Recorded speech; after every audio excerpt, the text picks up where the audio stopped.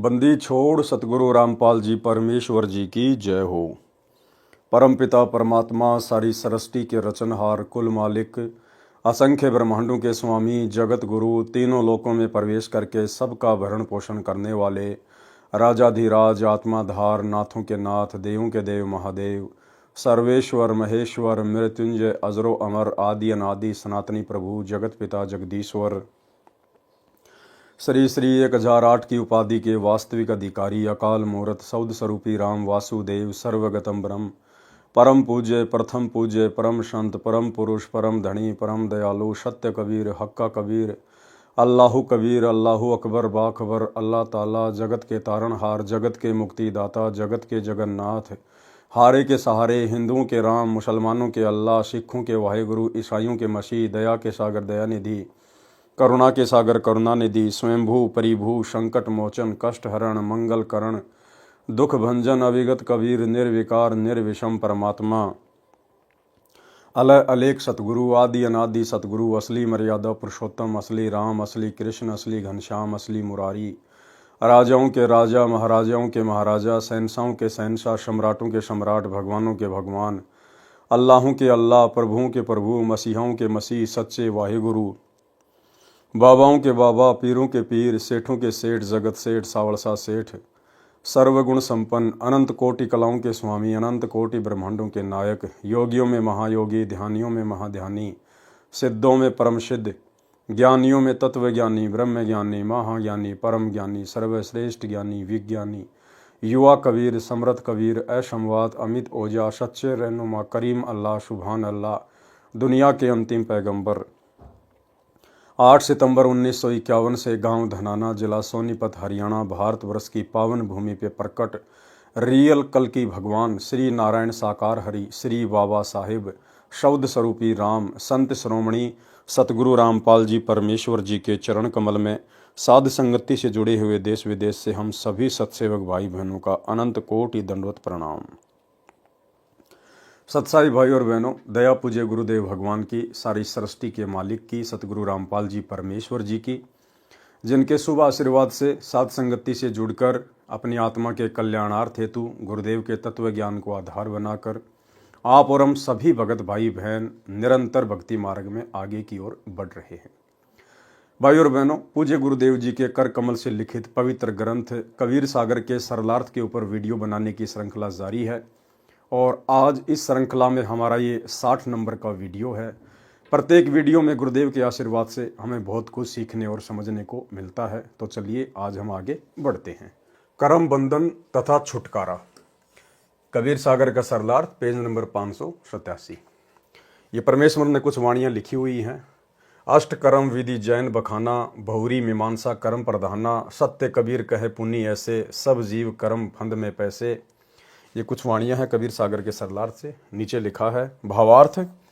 परमेश्वर कबीर जी ने बताया है कि सर्व प्राणी कर्मों के वश जन्मते मरते तथा कर्म करते हैं। कर्मों के बंधन को सतगुरु छुड़ा देते हैं। कौन छुड़ा देता है? सतगुरु, क्योंकि सतगुरु स्वयं परमेश्वर हैं। सार शब्द गुप्त रखने का कहना, यानी धर्मदास जी को परमेश्वर कबीर जी के द्वारा 650 साल पहले सार शब्द को गुप्त रखने की कहना। ये कुछ वाणियाँ हैं उसकी, नीचे उसका सरलार्थ किया हुआ है गुरुदेव ने। भावार्थ, परमेश्वर कबीर जी ने धर्मदास जी से प्रतिज्ञा कराई थी कि सार शब्द को गुप्त रखना है, अपने परिवार को भी नहीं बताना है। यदि यह सार शब्द बाहर चला गया तो बिचली पीढ़ी यानी कलयुग के 5505 वर्ष बीतने पर जो भक्ति युग प्रारंभ होगा वह बिचली पीढ़ी परमेश्वर कबीर जी ने कही है। उस समय के हंस पार नहीं हो पाएंगे, क्योंकि यदि काल द्वारा चलाए गए कबीर जी के नाम से 12 पंथ तथा शतलोक और सत्य पुरुष के नाम पर चल रहे राधा स्वामी पंथ आगरा ब्यास दिनोद जिला भिवानी में तथा धन धन सतगुरु पंथ सच्चा सौदा सिरसा तथा जगमाल वाली जिला सिरसा तथा मथुरा में जय गुरुदेव पंथ, ये सब राधा स्वामी पंथ से निकले पंथ हैं और सब शतलोक तथा सत्य पुरुष की चर्चा करते हैं। इनके संतों को सत्यनाम तथा सार शब्द का पता चल गया तो ये भी यही मंत्र दीक्षा में दिया करेंगे। ये अधिकारी होंगे नहीं, जिस कारण से सतनाम तथा सार शब्द उनसे प्राप्त करके जाप करने से लाभ नहीं होगा। उस समय सन 1997 तक ये पंथ चरम पर होंगे, करोड़ों अनुयायी बन चुके होंगे। जब हम जाएंगे या अपना निजी दास भेजेंगे। देखो भाई और बहनों, परमात्मा उसको कहते हैं जो संशय वाली बात ना करे। परमेश्वर उसको कहते हैं, कबीर भगवान उसको कहते हैं जो दोगली बात ना करे। लेकिन यहां पर हमने समझना होगा कि ये दोगली बातें हैं या परमेश्वर जो वर्तमान में सतगुरु रामपाल जी के रूप में प्रकट हैं, स्वयं को छुपा के इस प्रकार की बातें कह रहे हैं। क्या कह रहे हैं? जब हम जाएंगे या अपना निजी दास भेजेंगे। क्या परमात्मा को पता नहीं होता पहले कि आगे मुझे जाना है या मेरे दास को भेजना है? वे तो अंतर्यामी होते हैं, उन्हें तो सब पता होता कि मुझे जाना है या किसी दास को भेजना है। तो यहां पर पूज्य गुरुदेव जी जो कि स्वयं वर्तमान में कबीर भगवान है, और ये अपने आप को छुपाते हुए इस प्रकार की बातें यहां पर कह रहे हैं, जबकि आज स्वयं कबीर परमात्मा ही सतगुरु रामपाल जी के रूप में धरती पर प्रकट है। जब हम जाएंगे या अपना निजी दास भेजेंगे तो नाम तो वे ही देने हैं, उनके बिना मोक्ष नहीं हो सकता। सब मानव भ्रमित हो जाएंगे कि दीक्षा मंत्र तो एक जैसे हैं, वे पंथ पुराने हैं क्योंकि वे काल द्वारा पहले चलाए जाएंगे। अनुयायियों की संख्या भी अत्यधिक है, इसलिए उन्हीं से दीक्षा लेनी चाहिए। इस प्रकार सार शब्द का भेद अन्य को लगने से मेरे मिशन यानी योजना का नाश हो जाएगा, तुझे महापाप लगेगा। फिर बताया है कि हे धर्मदास, आपने जन्म जन्मांतर में भक्ति की थी, जिस कारण से यह सार शब्द तुझे दिया है। कलयुग की बिचली पीढ़ी को पहले गायत्री 5 नाम मंत्र को 7 नाम का बताकर दिया जाएगा, उसकी साधना कराई जाएगी। सत्य नाम की दीक्षा दी जाएगी, उसकी साधना कराई जाएगी।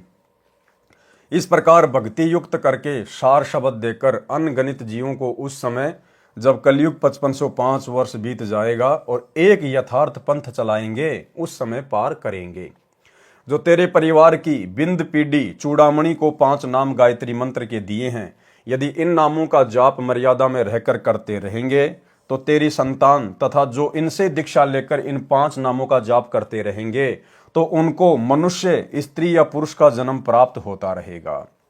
फिर वे उस समय जब कलयुग 5505 वर्ष बीत जाएगा, यानी सन 1997 के पश्चात, तेरी पीढ़ी वाले भी उसी पंथ से दीक्षित होकर कल्याण को प्राप्त हो जाएंगे। तेरा वंश 42 पीढ़ी तक अवश्य चलेगा, परंतु तेरी छठी गद्दी यानी पीढ़ी वाले को काल द्वारा चलाए टकसारी पंथ वाला भ्रमित करेगा, जिस कारण से वह छठी पीढ़ी वाला तेरा बिंद वाला यथार्थ भक्ति त्याग कर टकसारी वाला पान परवाना प्रारंभ करेगा। आरती चौका भी वही प्रारंभ करेगा। जब हम यथार्थ पंथ चलाएंगे, देखो आ गए ना, जब हम यथार्थ पंथ चलाएंगे, ये नहीं कहा कि मेरा दास यथार्थ पंथ चलाएगा। जब हम यथार्थ पंथ चलाएंगे उस समय तेरे वंश वाले उस पंथ से दीक्षा लेकर कल्याण कराएंगे। उस समय सारा विश्व ही मेरी यथार्थ भक्ति उस मेरे अंश से दीक्षा लेकर करेगा। यहां परमेश्वर अपने आप को छुपा देते हैं गुरुदेव भगवान। तब तेरे बिंद वाले भी दीक्षा लेकर मुक्ति प्राप्त करेंगे। इसलिए इस सार शब्द मुक्ति शब्द को तथा मूल ज्ञान तत्व ज्ञान को उस समय तक छुपा कर रखना है। ये मेरी लाख दुहाई अर्थात निवेदन है। यही प्रमाण कबीर सागर में कबीर वाणी अध्याय के पेज 136 137 पर भी है, जिसमें 12 पंथों का वाणी में प्रमाण है। पढ़ें वह प्रकरण इसी पुस्तक में कबीर वाणी अध्याय के सारांश में पृष्ठ 337 पर। यानी कबीर परमेश्वर जी ने धर्मदास जी को बताया कि धर्मदास, मैंने तेरे को 42 पीढ़ी यानी तेरा वंश चलेगा 42 पीढ़ी तक, 42 पीढ़ी तक तेरे वंश में भक्ति चलेगी। ये आदेश नहीं दिया था परमात्मा ने, यह आशीर्वाद नहीं दिया था। केवल 42 पीढ़ी तक तेरा वंश चलेगा, और जब तेरी छठी पीढ़ी वाला आएगा उस समय काल मेरे समानांतर जो 12 पंथ चलाएगा, उनमें जो टकसारी पंथ वाला है, नकली कबीर पंथ वाला, वो तेरी छठी पीढ़ी वाले को भ्रमित कर देगा। और आज वर्तमान में पूरा का पूरा कबीर पंथ भ्रमित है छठी पीढ़ी के बाद में। तो धर्मदास को चिंता होगी, फिर मेरे वंशज पार कैसे होंगे? आपने ना तो इनको सार नाम दिया, ना सार शब्द दिया, ना सतनाम दिया। तो परमात्मा ने कहा कि देख, मैंने चूड़ामणि को जो 5 मंत्र दे दिए ना, गायत्री मंत्र दे दिया जो प्रथम मंत्र, अगर तेरे वंश वाले, तेरी पीढ़ी वाले और तेरी पीढ़ी वालों से नाम उपदेश लेकर जो जो व्यक्ति स्त्री या पुरुष इन मंत्रों का जाप करता रहेगा मर्यादा में रह के, उनको मनुष्य जन्म प्राप्त होते रहेंगे उस बिचली पीढ़ी के समय तक। 1997 वाले समय तक। और उस समय भाई हम स्वयं जाएंगे, एक नया पंथ चलाएंगे, और उस समय उन सभी आत्माओं को मैं फिर से अपनी शरण में लूंगा। और यदि वे मेरे से उपदेश लेकर आजीवन भक्ति करेंगे तो तेरी पीढ़ी वाले भी पार होंगे, अन्यथा नहीं हो पाएंगे। जीव धर्म बोध पेज 31, 1939 से 41, 1949 तक सामान्य ज्ञान है। पृष्ठ 35, 1943 पर लिखा है कि साखी तीर्थ गए एक फल, संत मिले फल चार, सतगुरु मिले अनेक फल, कहे कबीर विचार। भावार्थ, तीर्थ पर जाने का एक फल यह है कि कोई पूर्ण संत मिल जाता है, जिस कारण से उस भ्रमित आत्मा को सच्चा मार्ग मिल जाता है। संत गरीबदास जी ने भी कहा है कि गरीब मेले ठेले जाइए, मेले बड़ा मिलाप, पत्थर पानी पूजते, कोई साधु संत मिल जाते। भावार्थ, संत गरीबदास जी ने कहा है कि तीर्थों पर जो भक्तों के मेले लगते हैं वहां जाते रहना, हो सकता है कभी कोई संत मिल जाए। लेकिन भाइयों और बहनों, यदि आपको पूर्ण संत मिल गया है, जैसे वर्तमान में धरती पर पूर्ण संत केवल सतगुरु रामपाल जी हैं, जब आपको उस पूर्ण संत की शरण मिल गई है, उसके बाद ये वाणी हमारे ऊपर लागू नहीं है। उस पूर्ण संत से उपदेश लेने के बाद में हमने फिर मेले ठेले में तीर्थों पर यहां बिल्कुल धक्के नहीं खाने हैं। ये वाणी तो केवल उस समय के लिए है जब तक आपको पूर्ण संत नहीं मिलता है। तब तक आप तीर्थों पे जाते रहिए, मेले में जाते रहिए, धार्मिक जगहों पर जाते रहिए। क्या पता आपको कोई पूर्ण संत मिल जाए और आपको अपने संपर्क में ले ले, आपको अपनी शरण में ले ले। लेकिन जब हम उसकी शरण में आ जाते हैं, उसके बाद फिर हमने मंदिर, मस्जिद, चर्च, गुरुद्वारे, धार्मिक स्थल, तीर्थ वगैरह, मेले वगैरह हमने कहीं नहीं जाना है। केवल फिर अपनी भक्ति और मर्यादाओं का ध्यान रखना है और कल्याण हो जाए। जैसे धर्मदास जी तीर्थ भ्रमण पर मथुरा वृंदावन गया था, वह स्वयं परमेश्वर कबीर जी ही जिंदा संत के रूप में मिले और धर्मदास जी का जन्म ही सुधर गया, कल्याण को प्राप्त हुआ। संत मिले फल चार का भावार्थ है कि संत के दर्शन से परमात्मा की याद आती है। कबीरा दर्शन साधु का, मुख पर बसे सुहाग, और दर्शन उन्हीं को होते हैं जिनके पूर्ण भाग। तो सबसे पहला फल तो क्या है कि पूर्ण संत के दर्शन मात्र से भी हमारे असंख्य पाप कर्म नष्ट होते हैं। संत मिले फल चार का भावार्थ है कि संत के दर्शन से परमात्मा की याद आती है। ये ध्यान यज्ञ है। संत से ज्ञान चर्चा करने से ज्ञान यज्ञ का फल मिलता है। ये दूसरा फल है। तीसरा फल, जब संत घर पर आएगा तो भोजन की सेवा का फल मिलेगा। तथा चौथा फल, यदि संत नशा नहीं करता है तो उसको रुपया या कपड़ा वस्त्र दान अवश्य देता है।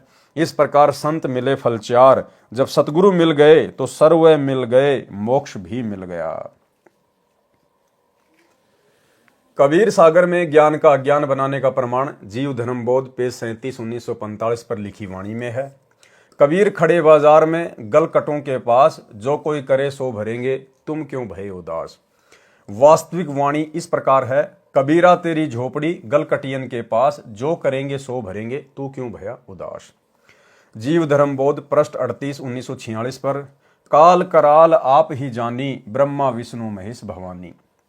संत गरीबदास जी ने भी कहा है कि तीनों देवा काल हैं, ब्रह्मा विष्णु महेश, भूले चुके समझियो सब काहूं आशीष। गरीब ब्रह्मा विष्णु महेश्वर माया और धर्मराया कहिए, इन पांचों मिल प्रपंच बनाया, वाणी हमरे लइये। कबीर परमेश्वर जी ने जीव धर्म बोध पेज 40, 1948 पर कहा है कि सब ही संत श्रुति कहें बखानी, नर स्वरूप नारायण जानी। लिखो भेद वेद वेदांता पुराना, जबूर तोरेत इंजिल कुराना। सब ही मिल करते निर्धारा, नर प्रभु निज स्वरूप संवारा। निश्चय नर नारायण देही, ऋषि मुनि प्रभु को निराकार कहे ही। वेद पढ़े पर भेद न जाने, बाँचे पुराण 18। सब ग्रंथ कहें प्रभु नराकार, ऋषि कहें निराकार। सब ग्रंथ कहें प्रभु नराकार। नराकार मानी नर आकार, मानव सदृश से है परमात्मा, साकार है। ये कौन कहते हैं? सब ग्रंथ कहें प्रभु नराकार, यानी भगवान नर आकार में है, साकार है। और ऋषि कहें निराकार। निराकार मानी अदृश्य, दिखाई नहीं देता। तो ऋषियों ने वेदों को ढंग से समझा नहीं। जीव धर्म बोध प्रश्न 41, 1949 पर वाणी, उत्तम धर्म जो कोई लखी पाए, आप कहे औरन बताए। ताते सत्य पुरुष ही हरसे, कृपया वाकी तापर बरसे। यानी सबसे पहले तो आदमी स्त्री या पुरुष जब उसको सत्य मार्ग मिल जाए और वो पहचान कर ले पूर्ण संत की, उसके बाद यदि वो दूसरों को समझाता है तो उससे जो परमात्मा होता है प्रसन्न होता है। जो कोई भूले राह बतावे, परम पुरुष की भक्ति में लावे, ऐसो पुण्य तास को वर्णा, एक मनुष्य प्रभु शरणा करना। कोटि गाय जिन गहे कसाई, ताते सूरा लेत लड़ाई, एक जीव लगे जो परमेश्वर रहा, लाने वाला गहे पुण्य अथा। भावार्थ, परमेश्वर कबीर जी ने कहा है कि एक मानव, स्त्री या पुरुष, उत्तम धर्म यानी शास्त्र अनुकूल धर्म कर्म में पूर्ण संत की शरण में आता है, औरों को भी राह यानी मार्ग बताता है, उसको परमेश्वर हृदय से प्रसन्न होकर प्यार करता है। जो कोई एक जीव को परमात्मा की शरण में लगाता है तो उसको बहुत पुण्य होता है। एक गाय को कसाई से छुड़वाने का पुण्य एक यज्ञ के तुल्य होता है। करोड़ गायों को छुड़वाने जितना पुण्य होता है, उतना पुण्य एक जीव को काल से हटाकर पूर्ण परमात्मा की शरण में लगाने का मध्यस्थ को होता है। जीव धर्म बोध, पृष्ठ 42 1950 से 61 1969 तक का सारांश। पृष्ठ 42-43 पर सामान्य ज्ञान है। जीव धर्म बोध, पृष्ठ 44 1952 पर। परमात्मा की कृपया बिना परिश्रम अर्थात कर्म भी साथ नहीं देता। चौपाई। पुरुषार्थ की ऐसी बातें कर अवश्य पुरुषार्थ ताते, यथा किसान की किसानी कर ही, उपजे अन्न पेट निज भर ही। हल बाही अवश्य ते ही करना, भली भांति निज खेत संवरना। बीज बोए रखवाली कीजे, पशु पंछी से बचाव करीजे। करी निज श्रम विनसे प्रभु पाही, भरे खेत वर्षा करिताही। जो ईश्वर वर्षा नहीं करही, व्यर्था किसानी ताकी पर ही। जो बरसे वर्षा सुकाला, तो किसान सो होए निहाला। जो आलस करके नर कोई, संशय पे हल जोते नहीं सोई। बीज न बोए न कर रखवारी, बरसे घन अरु भरसे कियारी। ताहे अनफल हाथ न आए, मूर्ख मिथ्या आस लगाए। यानी गुरुदेव भगवान हमें समझाना चाहते हैं कि परमात्मा की विशेष कृपा, रजा और मेहर के बिना भगत की भक्ति भी सफल नहीं हो सकती है। एक छोटे से सत्संग में गुरुदेव भगवान ने बताया कि पुण्यात्माओं, आप इस भूल में ना रह जाना कि आप केवल अकेले अपनी भक्ति के बलबूते पे पार हो जाओगे। ये भक्ति करने वाले लाखों लाखों साल जिनकी उम्र थी, दिन में सैकड़ों मालाएं फेरा करते थे, पता नहीं कितने चले गए ऐसे, आज वो गधी की योनि में घूम रहे हैं। भगत कभी भी अकेले भक्ति के बलबूते पर पार नहीं हो सकता, मोक्ष प्राप्त नहीं करवा सकता। सतगुरु की मेहर विशेष चाहिएगी, विशेष मेहर। इन बातां के पाइए कर सतगुरु नजर निहाल, और राजी कर सतगुरु रूठे नू। एक छोटा सा सत्संग गुरुदेव भगवान का। पुणात्माओं, आप केवल भक्ति से पार नहीं हो सकते, ये भूल मत करना। कहते इन बातां क्या पाइए कर सतगुरु नजर निहाल, कि गुरु जी की कृपा, गुरु जी का क्या कृपा पात्र बना रहना पड़ेगा आपको। अगर आप जी ने कितनी भक्ति करते रहना और गुरु जी त्याग दिए तो कभी सतलोक नहीं जा सकते, कितनी बात बना लेना। और पृथ्वी पर कोई संत नहीं है आज के दिन इस दास के अतिरिक्त। अभिमान नहीं, ये सच समझना। पृथ्वी ने 21 ब्रह्मांड में कोई नहीं है। तो भाई और बहनों, इसी प्रकार गुरुदेव ने यहाँ पर किसान का उदाहरण दिया है कि किसान ने मेहनत बहुत करी, खेत को संवारा, बीज भी डाल दिया और पशु पक्षियों से उसकी रक्षा भी कर रहा है। और यदि परमात्मा ने वर्षा नहीं करी, क्योंकि पहले के समय में जो खेती बाड़ी थी वो वर्षा पे निर्भर होती थी, पहले ट्यूबवेल वगैरह, लाइट थी नहीं तो ट्यूबवेल वगैरह होती नहीं थी, तो वर्षा के ऊपर ही खेती बाड़ी निर्भर होती थी। तो मान लीजिए किसान ने अपना पूरा काम कर लिया, लेकिन वर्षा अगर परमात्मा ने नहीं की तो उसकी सारी फसल बर्बाद। ठीक इसी प्रकार भगत बहुत भक्ति कर रहा है, अच्छी बात है, मर्यादा भी निभा रहा है, लेकिन परमात्मा की विशेष मेहर बिना उसकी भक्ति सफल नहीं हो सकती। और परमात्मा भगत पर मेहर कब बरसाएगा, किस भगत पर बरसाएगा, वो भी गुरुदेव ने एक सत्संग में बताया, छोटा सा सत्संग। कहते हैं तुम्हारा जो कल्याण कैसे होगा कि सतगुरु जो तत्वदर्शी संत है उसको नजर निहाल कर के इतना उनके अनुसार उनके मर्यादा में चल के वो तेरे ऊपर गदगद हो जाए। वो संत के मेरी प्यारी आत्मा परमात्मा को पाने के रास्ते पर बिल्कुल सही चल रही है। तो अंदर से जो एक हिलोर आती है संत के अंदर से, जिस भक्त की, जिस बहन भाई की क्रियाओं से जो प्रसन्न हो जाता है कि ये सही मर्यादा में चला, तो वो जो एक रजा आती है उसके बाद फिर एक उसकी प्रति कसक जाती है कि बहुत अच्छी और परमात्मा अपने बच्चे पर मेहर रखना, ऐसे ही चले तो वो एक आशीर्वाद आपको एक्स्ट्रा मिलता है, जिसको ग्रेस मार्क कहते हैं। तो यहां कहते हैं इन बातों के पाइए कर सतगुरु नजर निहाल है। मान ले तन ज्ञान भी हो गया कैसे ऐसे होता तो, और सतगुरु नजर निहाल हुआ नहीं, तुझे सार नाम फिर सार शब्द मिला नहीं, तो अभी बात बिगड़ेगी। इसलिए ये कल्याण कहती है बातें कहन सुन की ना है, कर पाड़ने की है। तो भाई और बहनों, आप और हमें समझ में आ गया होगा, यदि हमने सतगुरु की मेहर प्राप्त करनी है तो हमने सतगुरु के प्रत्येक वचन पर और आधीन भाव से चलना पड़ेगा। परमात्मा आधीन विनम्र भगत से प्रसन्न होता है, और जिस भगत में विनम्रता नहीं है, वो चाहे कितना ही बड़ा भगत है, कितनी भक्ति करता है, कितना दान पुण्य करता है, परमात्मा उस पर अपनी मेहर नहीं बख्शेगा। आपने पिछले वीडियो में देखा, गुरुदेव ने बताया कि हजरत सुलेमान, जो कि मुसलमान धर्म में एक पैगंबर हुए हैं, उन्होंने कहा है कि अगर राई जितना भी अभिमान जीव में रह गया तो वो बहिश्त यानी स्वर्ग में नहीं जा सकता। तो हमने तो सतलोक जाना है, स्वर्ग से करोड़ों शंखों कोष आगे ऊपर।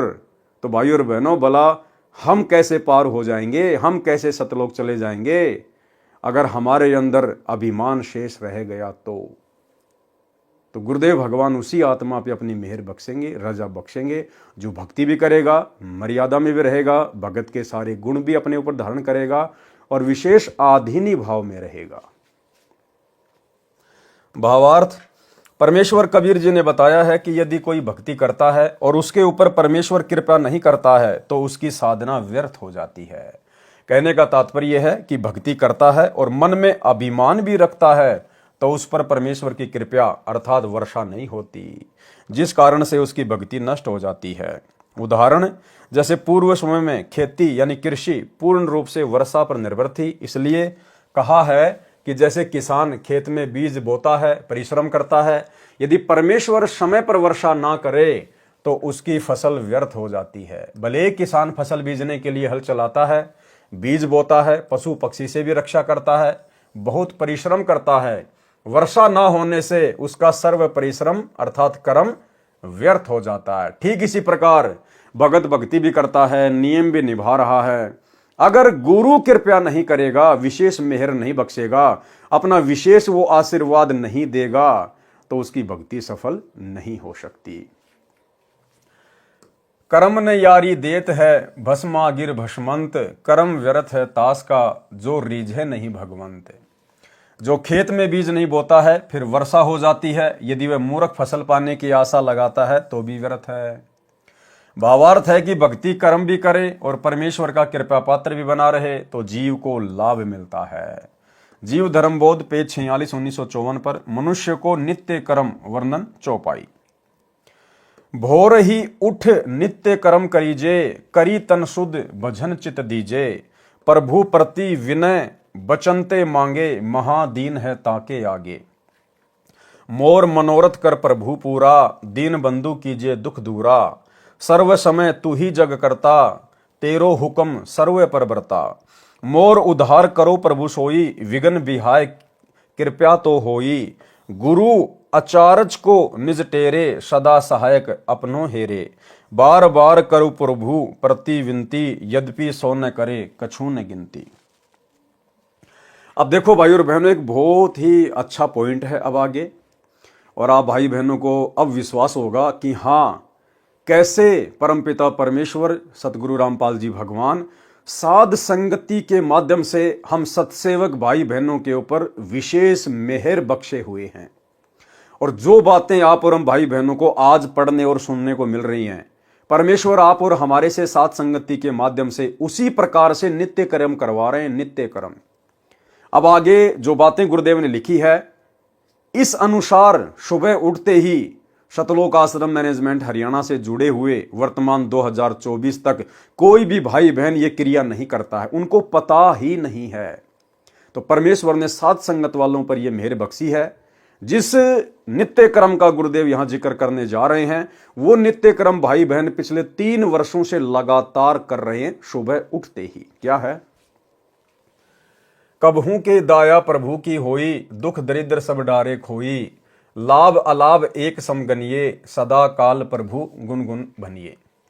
भावार्थ, परमेश्वर कबीर जी ने कहा है कि भगत को सुबह उठकर नित्य कर्म करना चाहिए। प्रथम वाणी में यानी पृष्ठ की वाणी नंबर 12 में लिखा है कि भोर ही उठी नित कर्म करीजे, करी तन शुद्ध भजन चित दीजे। सुबह उठते ही मंगलाचरण पढ़ें। क्या कह रहे हैं गुरुदेव? सुबह उठते ही मंगलाचरण पढ़ें। तो आप और हम सभी सत्सेवक भाई बहन मंगलाचरण पढ़ते हैं कि नहीं पढ़ते? हम तो रात को सोते हैं उससे पहले भी मंगलाचरण करते हैं। घर से बाहर निकलते हैं बच्चे स्कूल के लिए या अन्य व्यक्ति अपने कार्य के लिए, तो भी हम मंगलाचरण करते हैं। गाड़ी लेकर निकलते हैं तो गाड़ी चलते ही मंगलाचरण शुरू हो जाता है। तो आप और हम सभी भगत भाई बहन सुबह उठते ही क्या करते हैं? मंगलाचरण। सुबह उठते ही मंगलाचरण पढ़ें। यदि याद है तो मौखिक मन मन में या बोलकर उच्चारण करें, उसके पश्चात निमन शब्द बोलें। फिर मंगलाचरण के बाद में कौन सी वाणियां बोलनी है?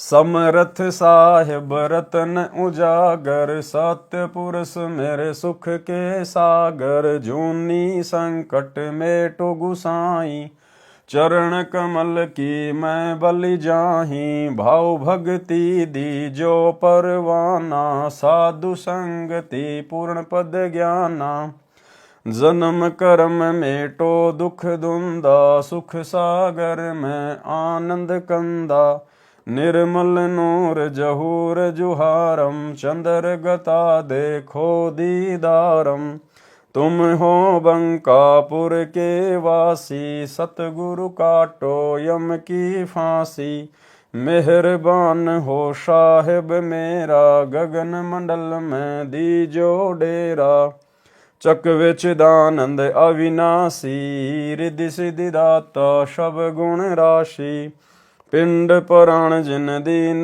दाना, गरीब दास जाकू कुर्बाना। तो आप और हम सभी भगत भाई बहन सुबह उठते ही इसी प्रोसीजर को फॉलो करते हैं। सबसे पहले बैठे बैठे या उठकर या हाथ मुंह धोकर, जैसे भी है, दरबार साहिब के आगे खड़े होकर या अपने बिस्तर पर, जैसे भी है, सुबह उठते ही सबसे पहले हम मंगलाचरण करते हैं। उसके बाद हम सतगुरु महिमा की ये 8 वाणियां बोलते हैं। और ये प्रोसीजर पिछले 8 वर्षों से साध संगति में चला हुआ है। और सभी भगत भाई बहनों को ये इस प्रकार का एक पोस्टर बना के, इस प्रकार का A4 साइज का ये पैम्पलेट बना के, ये उसके पीछे का भाग है जिस पर नियम और मर्यादाओं के विषय में परमात्मा ने दास से एक शब्द बनवाया था, वो लिखा हुआ है। और ये उसका जो है फ्रंट पेज है जिसमें पूज्य गुरुदेव जी की फोटो, और नीचे देखो ये महिमा की 8 वाणियां लिखी हुई है पूरी की पूरी। और सभी भाई बहनों को यही कहा गया था कि सुबह उठते ही हमने सबसे पहले मंगलाचरण करना है, फिर सतगुरु महिमा की ये 8 वाणियां हमने प्रतिदिन बोलनी है। यदि आपको याद नहीं है तो आप इस पैम्पलेट को हाथ में लेकर बोल सकते हैं। तो भाई और बहनों, परमात्मा के हिसाब से कौन चल रहा है? कबीर सागर के सरलार्थ के हिसाब से भक्ति कहाँ हो रही है? शतलोक आश्रम मैनेजमेंट हरियाणा में या फिर साध संगति में। और ये कुछ नियम और मर्यादाओं के बारे में परमात्मा ने शब्द लिखवाया था। तो भाई और बहनों, मर्यादाओं के बिना तो भक्ति सफल हो ही नहीं सकती। तो गुरुदेव के आशीर्वाद से हम इस शब्द को एक बार गाएंगे ताकि हमें दोबारा से याद हो, हमारे अंदर एक ताजगी बनी रहे, मर्यादाओं को लेकर कोई भूल ना पड़े कि मुख्य मुख्य क्या मर्यादा है गुरुदेव भगवान की। भाई घर छूटो या जग रूठो, चाहे रूठो ये संसारा हो, कौन सुने मेरी काल नगर में, जय गुरु रूठ गया मारा हो, गुरु रूठ गया मारा हो। भाई मांस मदिरा सुल्फा गांजा, ना गुटका बीड़ी पीना हो, मांस मदिरा सुल्फा गांजा, ना गुटका बीड़ी पीना हो, महापाप इसको छूने का, ये प्रथम वचन निभाना हो, प्रथम वचन निभाना हो। घर छूटो या जग रूठो, चाहे रूठो ये संसारा हो। कौन सुने मेरी काल नगर में, जय गुरु रूठ गया मारा हो, गुरु रूठ गया मारा हो। दूसरा नियम क्या है? भाई मंदिर मस्जिद तीर्थ दर्शन ना पूजू मात मसाणी हो। मंदिर मस्जिद तीर्थ दर्शन ना पूजू मात मसाणी हो। अस्थि विसर्जन पितर पूजा ना बूजा पड़वाणी हो, ना बूजा पड़वाणी हो। भाई घर छूटो या जग रूठो, चाहे रूठो ये संसारा हो। कौन सुने मेरी काल नगर में, जय गुरु रूठ गया मारा हो, गुरु रूठ गया मारा हो। आगे तीसरे नंबर का नियम, भाई मक्का मदीना अमरनाथ चाहे काशी धाम छुड़ानी हो। मक्का मदीना अमरनाथ चाहे काशी धाम छुड़ानी हो। सिवा गुरु के और जगत में ना करनी पूजा पानी हो, ना करनी पूजा पानी हो। भाई घर छूटो या जग रूठो, चाहे रूठो ये संसारा हो। कौन सुने मेरी काल नगर में, जय गुरु रूठ गया मारा हो, गुरु रूठ गया मारा हो। आगे 4 नंबर का नियम, भाई नियम चतुर्थ गुरु की आज्ञा चाहे काट के शीस चढ़ाना हो। नियम चतुर्थ गुरु की आज्ञा चाहे काट के शीस चढ़ाना हो। दान धर्म चाहे यज्ञ हवन हो, सतगुरु से आज्ञा पाना हो, सतगुरु से आज्ञा पाना हो। भाई घर छूटो या जग रूठो, चाहे रूठो ये संसारा हो। कौन सुने मेरी काल नगर में, जय गुरु रूठ गया मारा हो, गुरु रूठ गया मारा हो। 5वें नंबर का नियम, भाई झूठा खाना ना कुछ पीना, चाहे हो अमृत का दाना हो। झूठा खाना ना कुछ पीना, चाहे हो अमृत का दाना हो। दुनिया से ती करे दोस्ती, काठ का फंद लगाना हो, काठ का फंद लगाना हो। भाई घर छूटो या जग रूठो, चाहे रूठो ये संसारा हो। कौन सुने मेरी काल नगर में, जय गुरु रूठ गया मारा हो, गुरु रूठ गया मारा हो। आगे 6 नंबर का नियम, भाई 6 मासी बरसो दी सरादा, ना कोई पिंड भराना हो। 6 मासी बरसो दी सरादा, ना कोई पिंड भराना हो। ना पंडित कोई कर्म कांड हो, इस जगत को है समझाना हो, इस जगत को है समझाना हो। भाई घर छूटो या जग रूठो, चाहे रूठो ये संसारा हो। कौन सुने मेरी काल नगर में, जय गुरु रूठ गया मारा हो, गुरु रूठ गया मारा हो। 7 नंबर का नियम, भाई देवी धाम पे पशु की गर्दन ना बाल वहाँ कटवाना हो। देवी धाम पर पशु की गर्दन ना बाल वहाँ कटवाना हो। जैसा दर्द अपने को हो वह ऐसा जान वीराना हो, ऐसा जान वीराना हो। भाई घर छूटो या जग रूठो, चाहे रूठो ये संसारा हो। कौन सुने मेरी काल नगर में, जय गुरु रूठ गया मारा हो, गुरु रूठ गया मारा हो।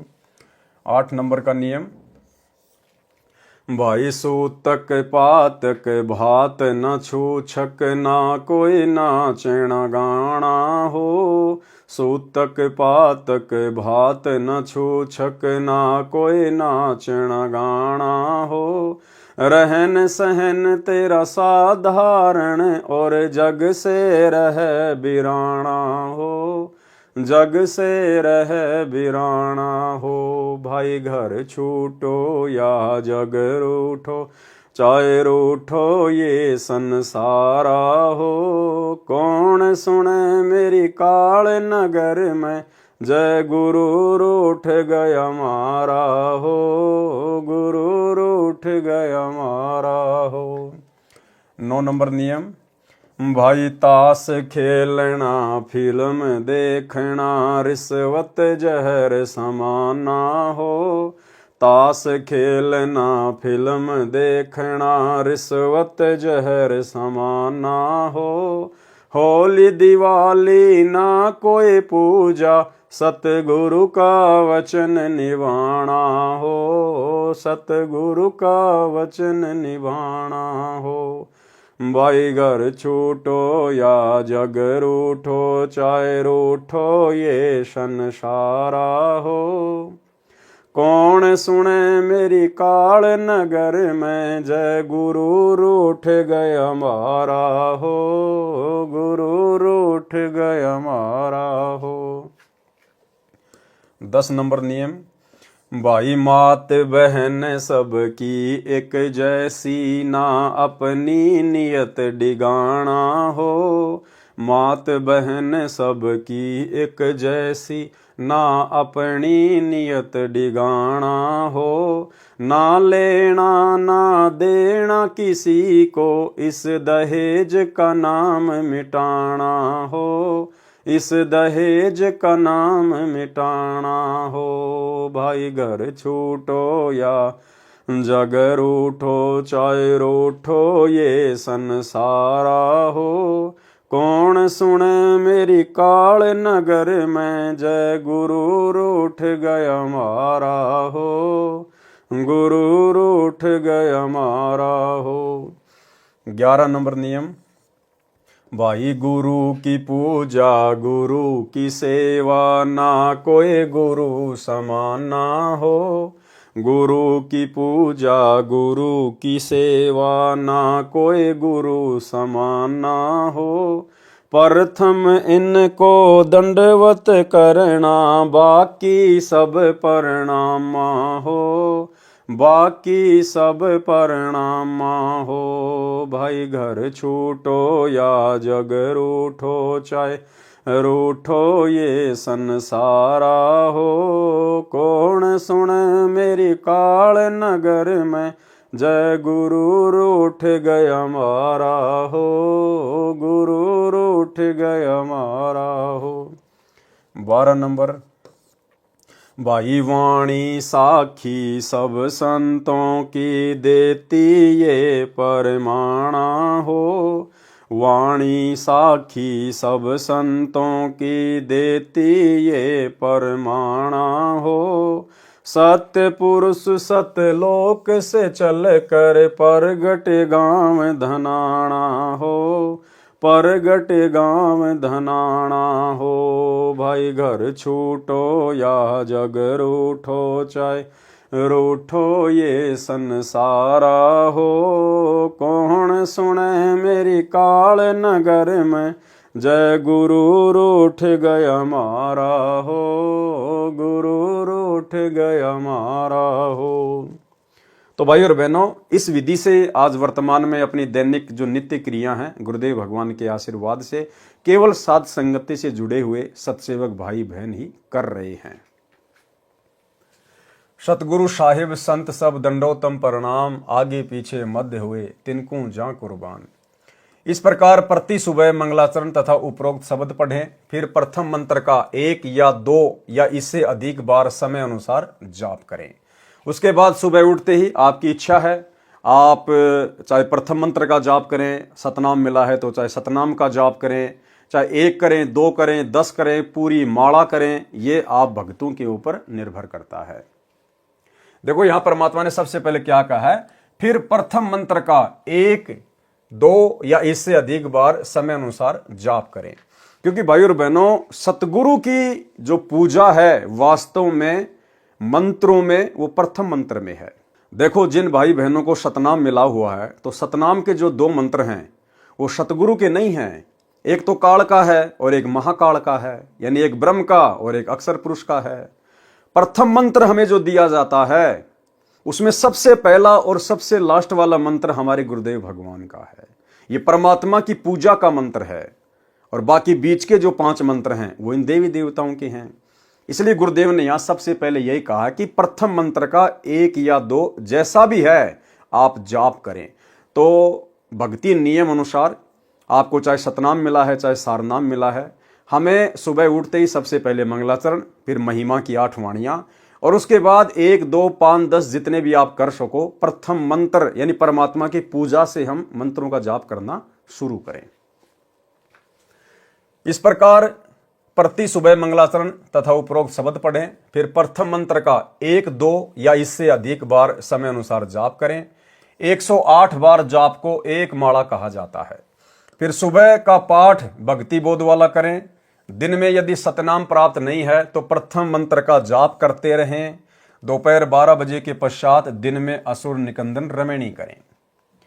सुबह का नित्य नियम रात्रि के 12 बजे के बाद सुविधा अनुसार दिन के 12 बजे तक कर सकते हैं। मंत्र जाप कभी भी कर सकते हैं। वैसे नित्य नियम यानी सुबह के नित्य कर्म सूर्योदय के 1 घंटा पहले या बाद में किया जाता है। यदि आगे पीछे भी करना पड़े तो समान लाभ ही मिलता है।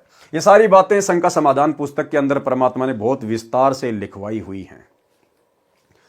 जिनको सतनाम प्राप्त है वे दिन में सतनाम का जाप करें, जिनको सारनाम प्राप्त है वे दिन में सारनाम का जाप करें।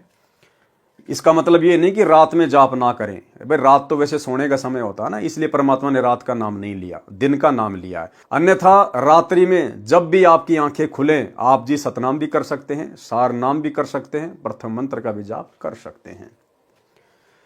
यदि इच्छा हो तो प्रथम मंत्र भी कर सकते हैं, परंतु सत्यनाम प्राप्त होने के पश्चात सत्यनाम का जाप अधिक करना है। यानी सतनाम जिन भाई बहनों को मिल गया है तो उसके बाद हमने सतनाम के जाप को ज्यादा महत्व देना होता है। प्रथम मंत्र का आप 1 या 2 माला कर सकते हैं, लेकिन सतनाम को फिर हमने ज्यादा से ज्यादा सुमरण के रूप में लेना है। चलते फिरते, खाते पीते, उठते बैठते, काम धंधा करते करते, यानी सतनाम मिलने के बाद में प्रथम मंत्र की कम से कम 1 माला, 2 कर सको तो बहुत अच्छी बात है। इसके बाद हमने सतनाम को ज्यादा महत्व देना है। सतनाम की आप चाहे 10 माला करो, 20 करो, चाहे 50 करो, यह आपके ऊपर निर्भर करता है। सारनाम में सतनाम का लाभ भी मिलता है, इसलिए सारनाम मिलने के पश्चात सतनाम के जाप की कोई आवश्यकता नहीं रह जाती। यदि सारनाम के जाप में कठिनाई आए तो पहले कुछ मिनट अकेला सतनाम का जाप करना चाहिए, फिर शीघ्र ही सारनाम का जाप करना चाहिए।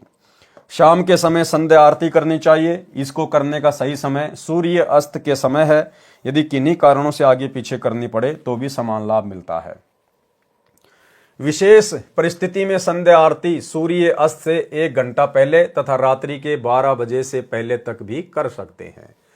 असुर निकंदन रमणी भी विशेष परिस्थितियों में दिन के 12 बजे से रात्रि के 12 बजे तक कर सकते हैं, समान लाभ मिलेगा। लेकिन इसको प्रतिदिन करने का अभ्यास ना बनाएं। देखो जो नियम बता दिए गुरुदेव ने वो तो नियम ही है। गुरुदेव ने नित्य नियम का सही समय बताया, सूर्योदय के 1 घंटा पहले यानी 5 बजे के आसपास का समय। असुर निकंदन रमणी का उचित समय बताया दिन के 12 बजे से 2 बजे के बीच का, और संध्या आरती का उचित समय बताया सूर्य अस्त के समय। विशेष समय तो यही है। बाकी गुरुदेव ने हमें छूट दे रखी है, वो बात अलग है। लेकिन परमात्मा ये कह रहे हैं कि आप फिर इसको रोजाना वैसे ना करना शुरू कर दें। भाई कभी कभार आपको समय नहीं है, आप समय पर नित्य नियम नहीं कर पाए, तो फिर आप आगे पीछे कर सकते हैं जो समय परमात्मा ने जो बता दिया है एक्स्ट्रा। लेकिन इसको रोजाना नियम ना बनाएं कि अभी तो दिन के 12 बजे तक का समय है, कर लेंगे आराम से, क्या जल्दी है। अरे रात के 12 बजे तक का बताया गुरु जी ने रमेणी का, कर लेंगे।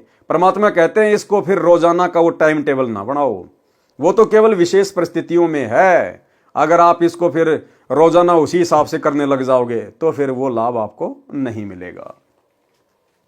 यदि आप यात्रा में हैं तो आप यात्रा में तीनों संध्या कर सकते हैं, मंत्र भी कर सकते हैं। यदि आप सुबह भ्रमण के लिए जाते हैं और आपको सुबह का नित्य कर्म याद है तो सैर करते करते भी कर सकते हैं।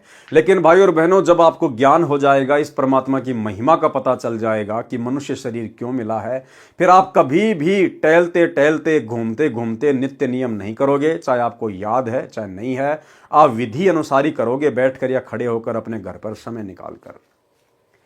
यदि आप सुबह भ्रमण के लिए जाते हैं और आपको सुबह का नित्य कर्म याद है तो सैर करते करते भी कर सकते हैं।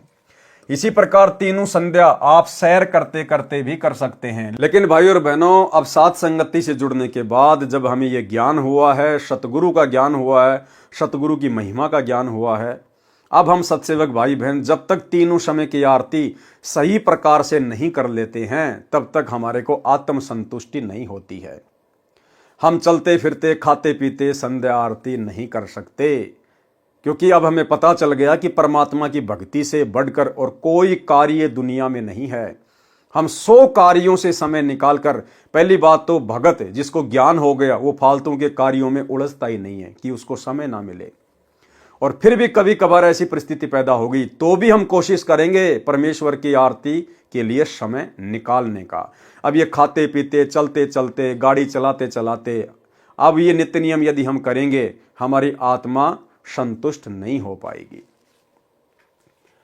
यदि याद है तो, यदि याद नहीं है तो भक्ति बोध पढ़ते हुए भी किसी पार्क या एकांत सुरक्षित स्थान पर जहां दुर्घटना का भय ना हो चलते चलते कर सकते हैं। यदि आप घर पर हैं तो बैठकर करें। बैठकर करने का मतलब है शांति से, आराम से। यह विधान है नित्य कर्म का। विशेष सुबह उठते ही आप सभी मंत्र तथा नित्य नियम बिना स्नान किए भी कर सकते हैं।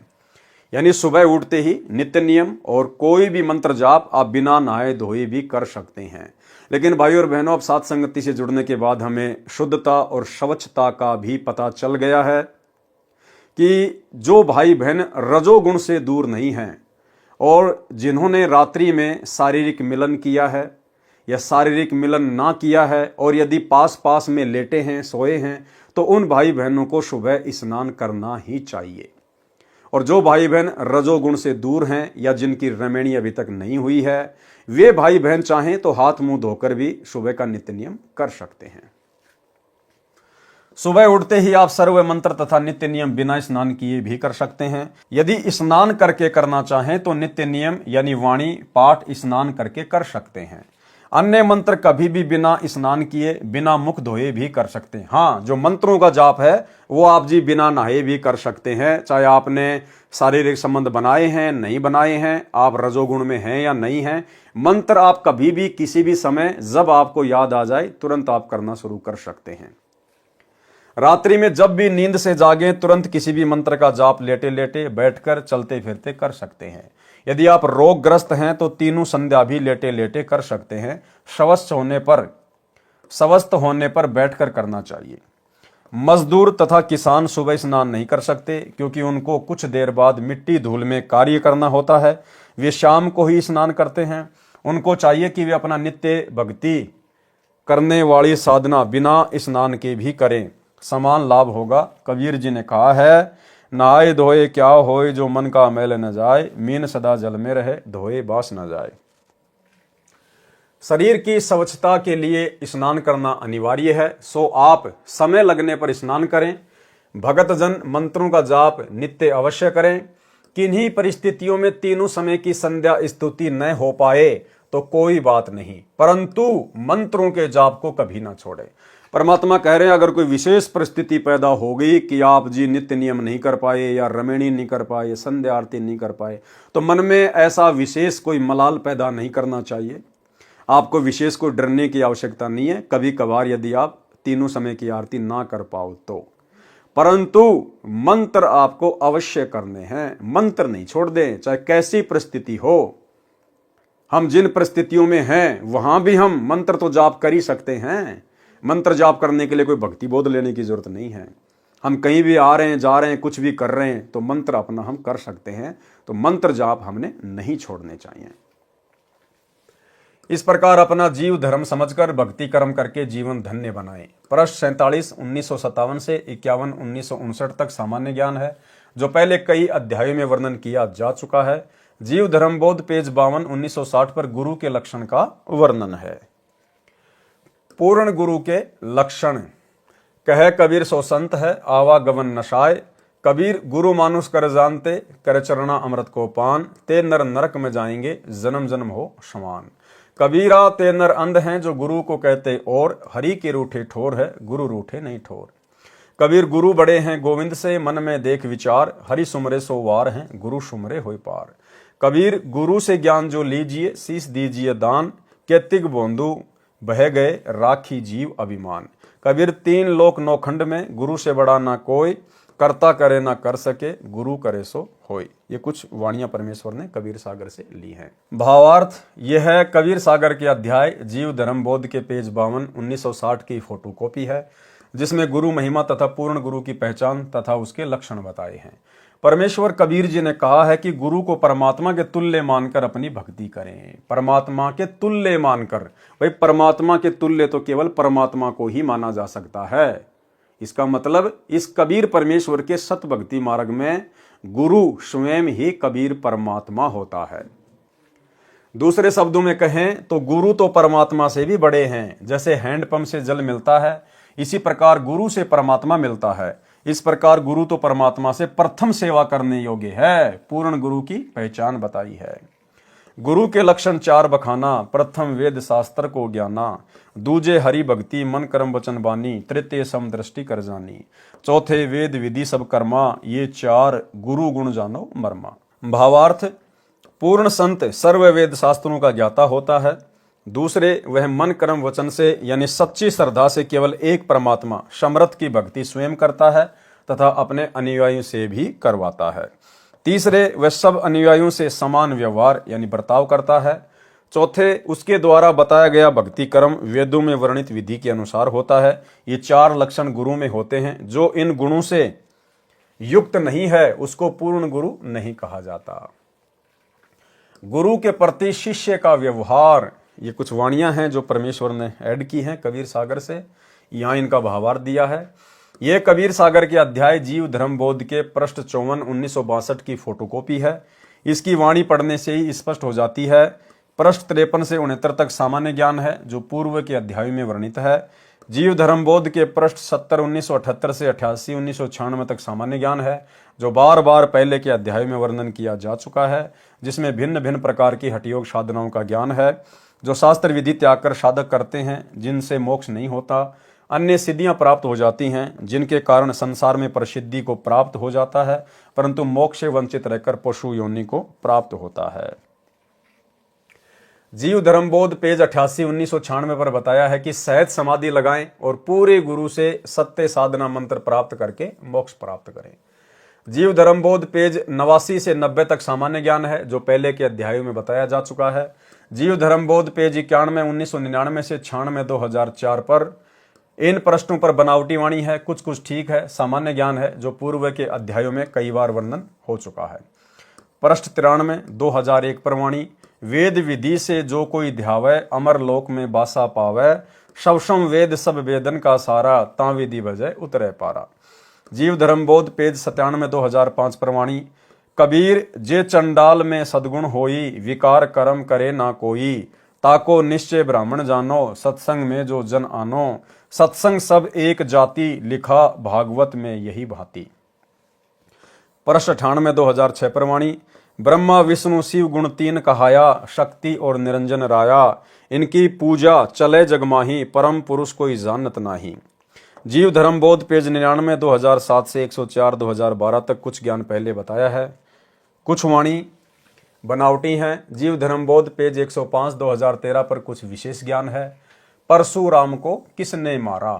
वाणी, परशुराम तब द्विज कुल होई, परम शत्रु छत्रीन का सोई, छत्री मार निछत्री कीने, सब कर्म करे कमीने, ताके गुण ब्राह्मण गावें, विष्णु अवतार बता सरावें, हनीवर दीप का राजा जोई, हनुमान का नाना सोई, छत्री चक्रवर्त नाम पदधारा, परशुराम को ताने मारा, परशुराम का सब गुण गावे, ताका नाश नहीं बतावे। भावार्थ, ब्राह्मणों ने बहुत सा मिथ्या प्रचार किया है, सच्चाई को छुपाया और झूठ को फैलाया है। जैसे परशुराम ब्राह्मण था, एक समय ब्राह्मणों और क्षत्रियों की लड़ाई हुई तो ब्राह्मण क्षत्रियों से हार गए। उसका बदला परशुराम ने लिया, लाखों क्षत्रियों को मार डाला। यहां तक प्रचार किया, परंतु ये नहीं बताया कि परशुराम को किसने मारा। परशुराम को हनुमान जी के नाना चक्रवर्त ने मारा था, जो हनीवर द्वीप का राजा था। जो भक्ति शक्ति युक्त आत्माएं होती हैं, वे ही अवतार रूप में जन्म लेती हैं। मृत्यु के उपरांत वे पुनः स्वर्ग स्थान पर चली जाती हैं। स्वर्ग के साथ पितरलोक भी है, उसमें निवास करती हैं। वहां से जब चाहें नीचे पृथ्वी पर सशरीर प्रकट हो जाते हैं। जैसे सुखदेव ऋषि शरीर छोड़कर स्वर्ग चला गया था, द्वापर युग में राजा परीक्षित को भागवत कथा सुनाने के लिए विमान में बैठकर आया था, इसी प्रकार परशुराम जी का द्वापर युग में आना हुआ था, जब भीष्म के साथ युद्ध हुआ था, जो मध्यस्थता करके बंद करा दिया गया था। जीव धर्म बोध पेज 106, 2014। चंद्र नखा भगनी रावण की, सरूपन खाते ही कहे विपर जी, लक्ष्मण तास से विवाह कहे नाटा, नाक चंद्र नखा का काटे को काटा, काहे को काटा, सब गलती रावण की गिनाई, लक्ष्मण की कुबुद्धि नहीं बताई, रामचंद्र को राम बताया, असल राम का नाम मिटाया, ये ब्राह्मण की है करतूती, ज्ञान बिना सब प्रजा सूती। भावार्थ, रावण की बहन का नाम चंद्र नखा था, उसको सुर्पण नखा बताया गया। वह लक्ष्मण से विवाह करना चाहती थी, लक्ष्मण ने उसका नाक काट दिया। उसके प्रतिशोध में रावण ने भी महान गलती की, परंतु ब्राह्मणों ने एक तरफा ज्ञान कहा है। कुछ लक्ष्मण की मूर्खता का भी वर्णन करना चाहिए था। रामचंद्र को राम यानी सृष्टि का कर्ता बताया, जो वास्तव में करता है उसका नाम और निशान मिटा दिया। यह सब ब्राह्मणों की करामात है। पृष्ठ 107 से 113 तक सामान्य तथा व्यर्थ ज्ञान है, जो मिलावटी है। जीव धर्म बोध पेज 114, 2022 पर कुछ ठीक कुछ गलत, आप स्वयं पढ़कर निर्णय करें। ये फिर आगे पेज है कबीर सागर का, यहाँ परमात्मा ने इन वाणियों का भावार्थ किया है। ये फोटोकॉपी कबीर सागर के अध्याय जीव धर्म बोध के पेज 114, 2022 की है। इस पृष्ठ की वाणी पढ़ने से पता चलेगा कि कुछ गलत कुछ ठीक ज्ञान है। जैसे सिद्ध करना चाहा है कि हनुमान का जन्म केसरी वानर से बताया है, इस प्रकार की मिथ्या कथा को वाणी के माध्यम से चित्तार्थ करने की कुचेष्टा की है। एक स्थान पर हनुमान जी के दुम नहीं बताई है, वास्तव में हनुमान जी के दुम थी, वह दुम सदा बाहर नहीं रहती थी, आवश्यकता पड़ने पर बाहर प्रकट कर लेते थे। उदाहरण के तौर पर गधे का गुप्तांग देखने से दिखाई नहीं देता, गधी से मिलन के समय 3-4 फुट लंबा निकल आता है।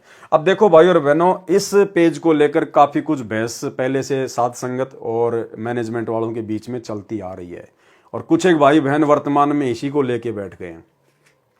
देखो, परमात्मा जब हमें भक्ति दे देते हैं तो समय समय पर परमात्मा हमारे हाव भाव, हमारे विचार भी चेक करते हैं। तो ये एक प्रकार की हम सत्सेवकों की, परमेश्वर के बच्चों की जो है ये परीक्षा है। यानी पहले हमारे विचारों में कितनी मलिनता थी, कितनी गंदगी थी, हम लोग खुद भी गालियों का यूज किया करते थे, भद्दी भद्दी विचारधारा रखा करते थे, मन में अश्लील विचार, अश्लील कार्य। तो परमेश्वर अब हमको चेक करते हैं बीच बीच में। अब ये तो परमेश्वर की प्रोसीजर है, वो किस प्रकार से चेक करेगा। तो यहां पर परमात्मा ने हनुमान जी की दुम यानी जो ये पूंछ का जो जिक्र किया है, कि बहुत सारे लोग कहते हैं कि हनुमान के पूंछ नहीं थी, लेकिन गुरुदेव भगवान कह रहे हैं कि हनुमान के पूंछ थी, और हनुमान कोई वानर नहीं था, कोई वानर कोई प्रजाति का नहीं था। जब आवश्यकता पड़ती थी तो हनुमान अपनी पूंछ को जो है वो प्रकट कर लिया करता था, अन्यथा अपनी पूंछ को अंदर समेट लेता था। ये एक जो है वो सिद्धि होती है। और उदाहरण दिया परमात्मा ने समझाने के लिए कि जिस प्रकार जो गधा होता है, गधी से मिलन के समय वो अपने गुप्तांग को 3 से 4 फुट लंबा कर लेता है और बाद में वापस उसको समेट लेता है। तो गुरुदेव भगवान ये चेक करना चाहते हैं कि मेरे बच्चे इस उदाहरण को सुनकर उनके मन में क्या भाव प्रकट होंगे, उनको अच्छा लगेगा या थोड़ा सा ये अटपटा सा लगेगा। परमात्मा हमारे हाव भाव चेक करते हैं कि अभी भी इनके अंदर वही गंदगी तो नहीं भरी पड़ी है। अगर इस गधे के गुप्तांग के उदाहरण को देखकर, सुनकर, पढ़कर यदि मेरे बच्चों को लगता है कि कुछ अच्छा सा नहीं लगा, तो समझो परमेश्वर ने हमारे अंदर अपना सद्गुणों का सॉफ्टवेयर डाल दिया है।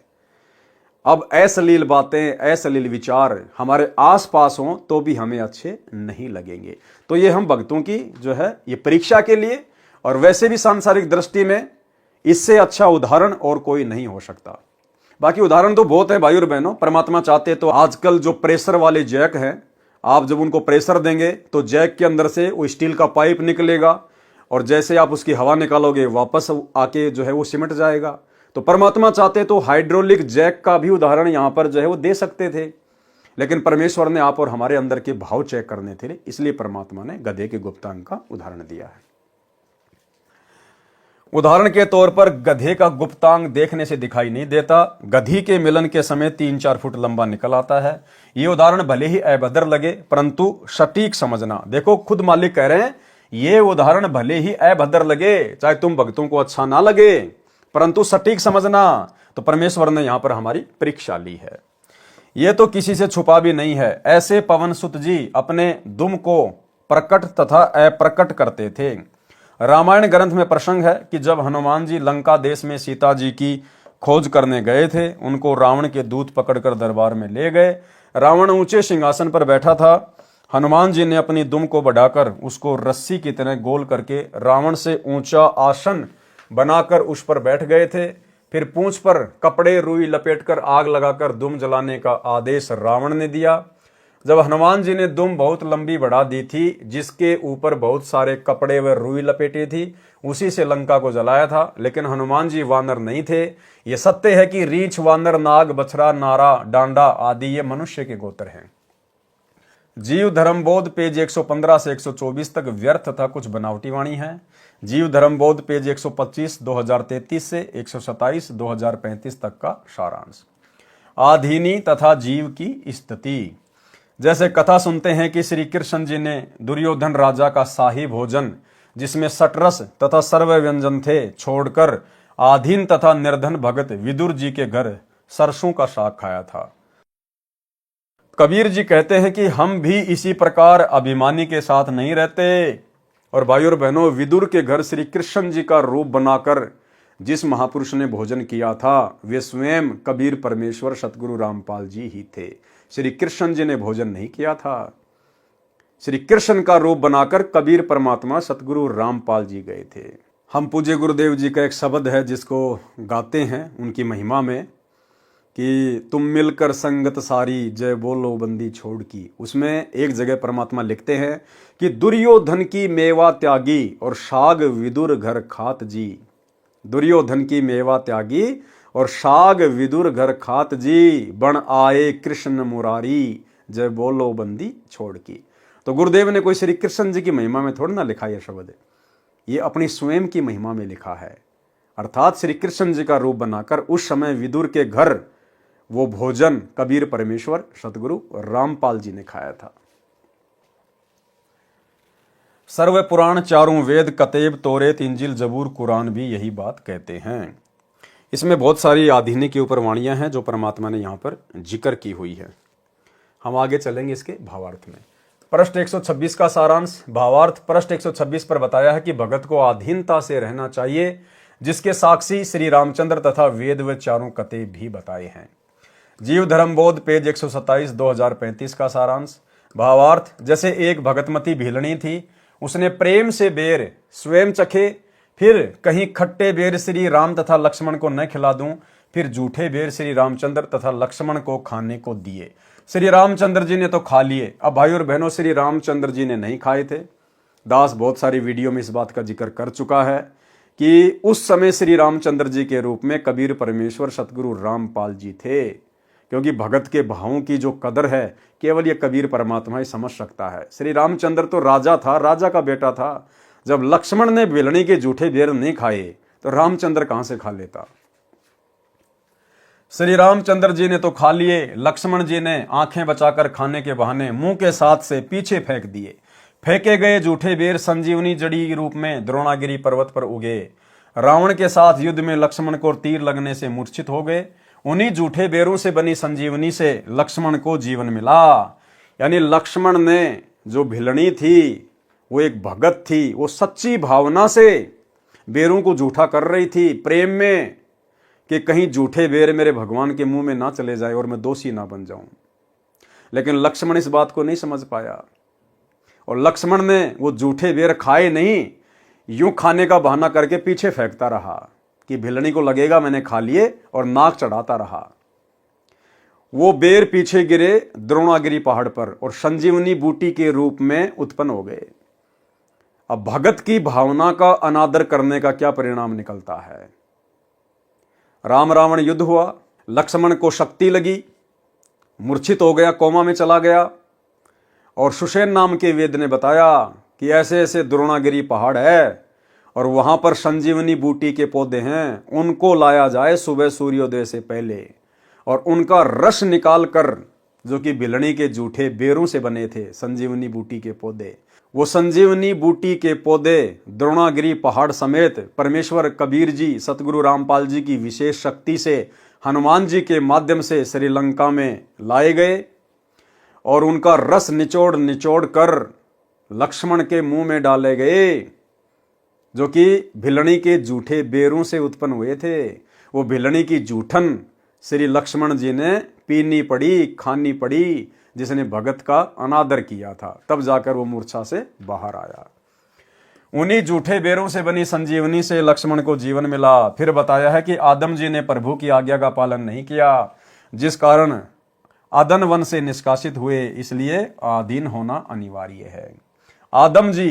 आदम जी ने क्या पालन नहीं किया। परमात्मा ने कहा था कि ये जो बीच का जो पेड़ है ना, इसके फल नहीं खाना, लेकिन हवा के कहने पर आदम ने परमात्मा की आज्ञा तोड़ दी, उसको भी सजा भुगतनी पड़ी। परमात्मा ने उसको अदन के वन से निकाल दिया।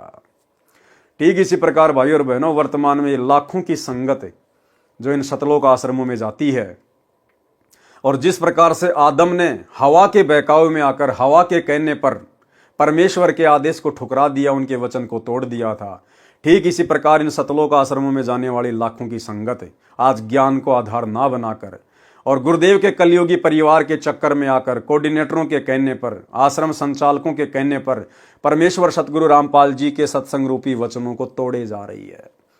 कभी गंदी राजनीति में अपना पैर फंसा लेती है, कभी स्टेडियम बनवाए जा रहे हैं, हॉस्पिटल बनवाए जा रहे हैं, गुंडों की सीबीआई जांच करवाई जा रही है, हरियाणा के जाट आरक्षण में भक्तों को बैठाया जा रहा है, करोड़ों रुपया चंदे के रूप में दिया जा रहा है, लोगों के भवन बनवाए जा रहे हैं।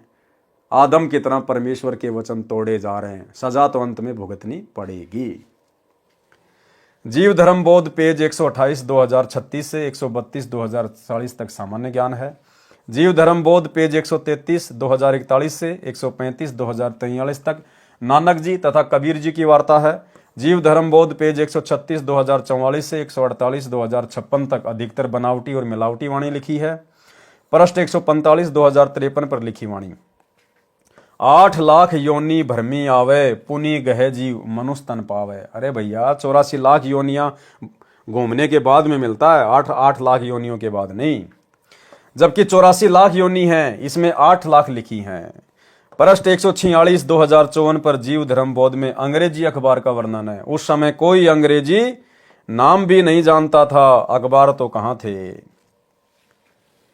ये कुछ कबीर सागर की वाणियां जो परमेश्वर ने लिखी हैं, यहाँ उनका भावार्थ है। विवेक ऊपर दोनों पृष्ठों 146 147 की फोटोकॉपियों को पढ़कर पाठक जन समझ जाएंगे कि परमेश्वर कबीर जी के यथार्थ ज्ञान को बिगाड़कर नाश किया है।